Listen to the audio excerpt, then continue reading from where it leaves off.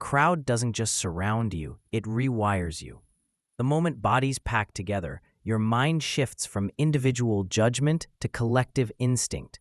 You stop thinking in terms of I and slip into we, surrendering control without noticing the moment it happens.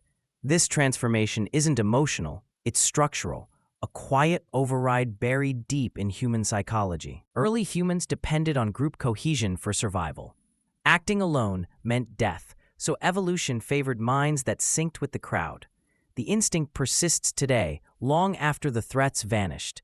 When surrounded by others, your brain automatically shifts toward alignment, prioritizing group safety over independent thought, even when the danger is imagined. As ancient cities formed, humans encountered large crowds for the first time.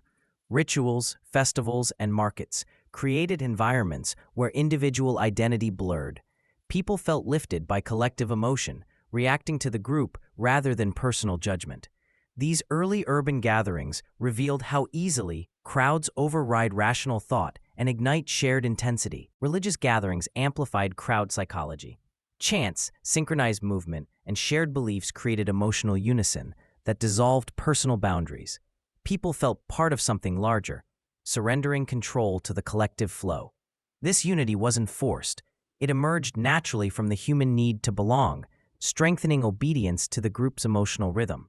In the 19th century, Gustave Le Bon described crowds as entities with their own minds.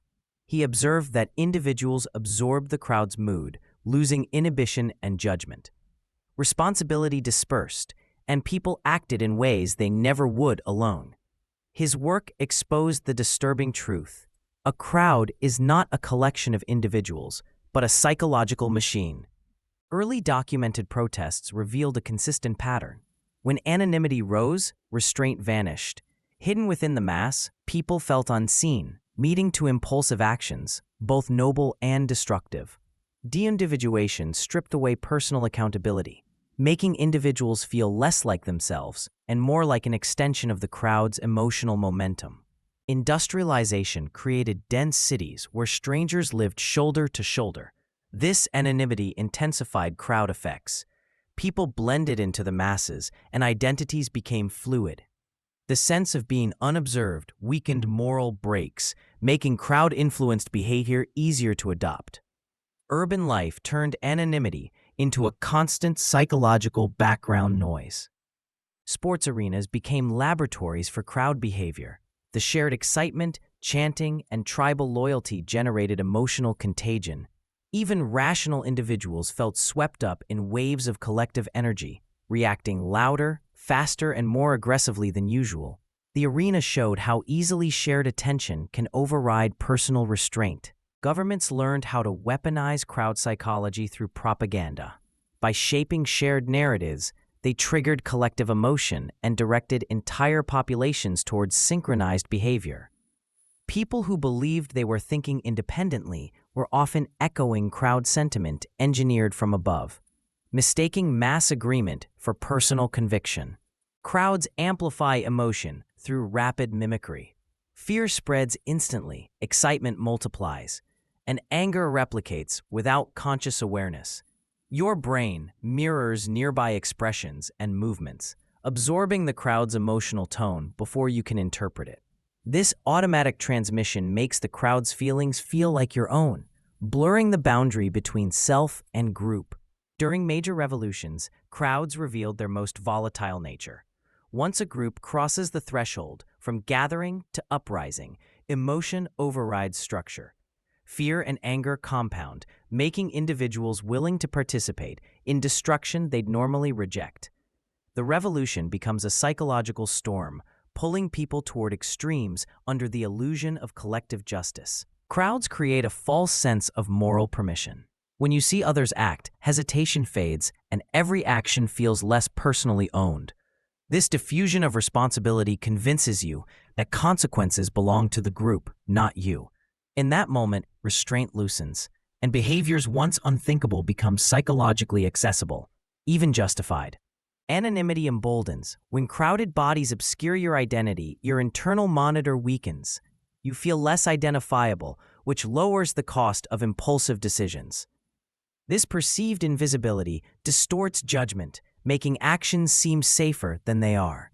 The crowd doesn't remove your conscience, it simply muffles it until impulse feels like instinct. Synchronized movement, chanting, clapping, marching, intensifies crowd effects. Rhythm aligns bodies and minds, reducing independent thinking. This coordination produces a trance-like state where people feel guided by the group's tempo rather than inner judgment.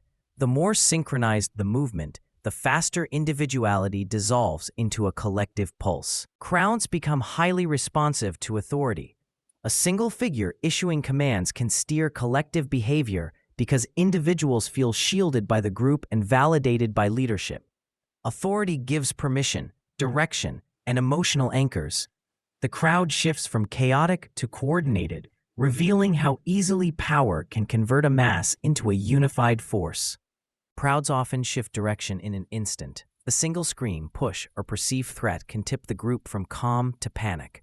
Once the emotional tide turns, rational thought collapses, and people mimic the nearest bodies.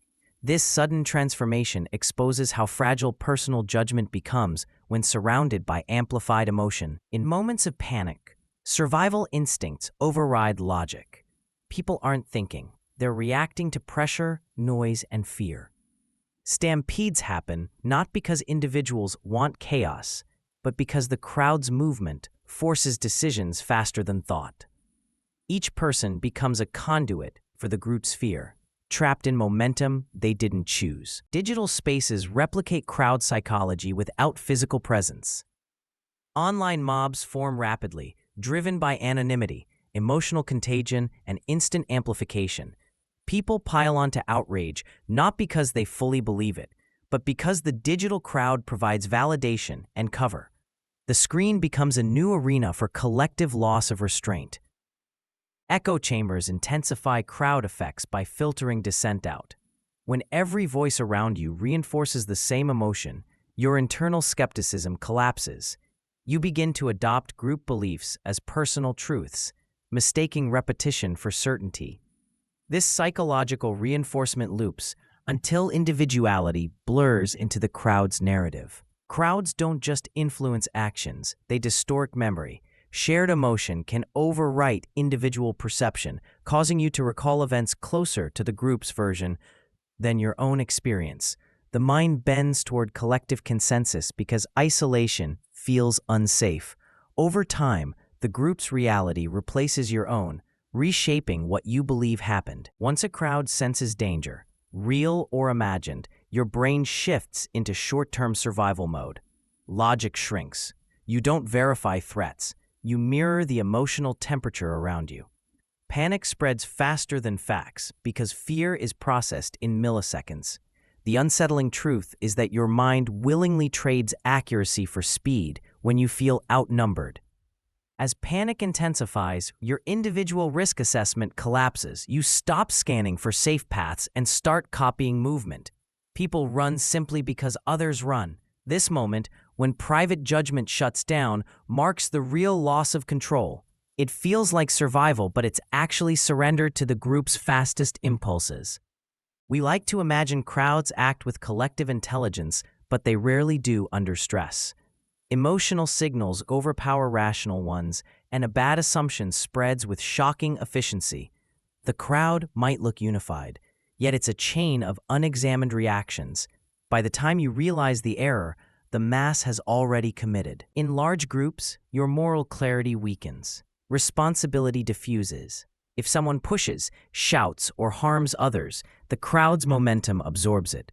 You feel less accountable, even though you're fully aware of your actions. This moral fog is one of the most dangerous psychological shifts crowds trigger. Crowds make your identity feel less distinct. You're no longer you. You're participant number 347 in a moving mass. This shift lowers your self-monitoring. Behaviors you'd never consider alone suddenly feel acceptable. The loss of personal boundaries isn't dramatic. It's a subtle fade you barely notice as it happens. Your limits, how close you stand, how fast you move, how loudly you shout, are quietly recalibrated by what the crowd does. The group becomes your temporary rulebook. If the collective tolerates aggression, you mirror it. If it tolerates chaos, you slip into it. This threshold shift feels less like a decision and more like inertia. Once emotional momentum peaks, the crowd reaches a tipping point where rational intervention becomes nearly impossible. At this stage, the group no longer reacts, it surges. Even if you suddenly regain clarity, extraction becomes nearly impossible. You're swept forward, not by choice, but by physical and psychological force. When the crowd finally disperses, most people experience selective denial. They downplay their participation, minimize harmful behavior, or retroactively justify decisions. The mind protects itself by rewriting the memory to appear more controlled, more rational. You remember fragments, not the frightening surrender underneath. The most unsettling truth is that your vulnerability to crowd influence doesn't depend on intelligence or personality. It's built into human design. Under the right conditions, stress, confusion, anonymity, you will act unlike yourself, and unless you study these patterns, you won't even notice the transformation. If this breakdown forces you to confront how easily your mind bends inside a crowd, don't let that discomfort fade. Keep questioning the forces that shape your reactions before you realize too late that you've surrendered them. If you want more deep dives into the psychology behind your hidden behaviors, subscribe and stay vigilant. You'll need it.